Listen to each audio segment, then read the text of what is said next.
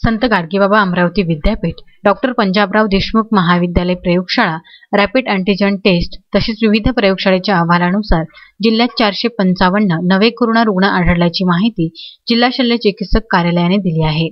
त्यानुसार अद्यापपर्यंत एकूण रुग्णांची संख्या 90,530 झाली आहे। अमरावती जिल्ह्यातील 15 बाधितांचा मृत्यू झाला। त्याखेरीज अमरावती जिल्ह्यात उपचारासाठी दाखल झालेल्या वर्धा जिल्ह्यातील 1 आणि अकोला जिल्ह्यातील 1 अशा 2 बाधितांचा मृत्यू झाला आहे। एकूण 17 जणांचा मृत्यू झाला आहे।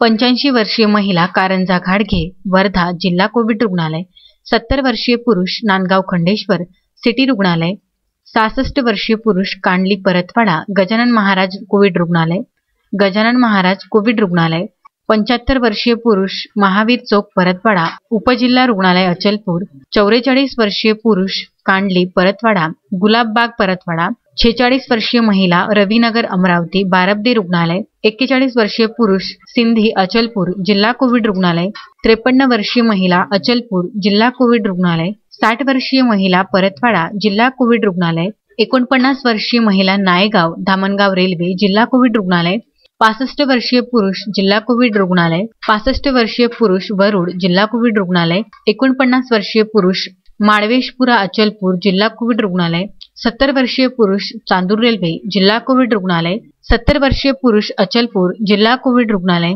40 वर्षीय महिला सुकळी जिल्हा कोविड रुग्णालय, 48 वर्षीय पुरुष तळेगाव पंथ आष्टी वर्धा यादगिरी रुग्णालय, 75 वर्षीय महिला कोळंबी मूर्तिजापूर अकोला जिल्हा कोविड रुग्णालय या 18 रुग्णांचा उपचारादरम्यान मृत्यू झाला आहे। Vidarbha news bureau Amravati.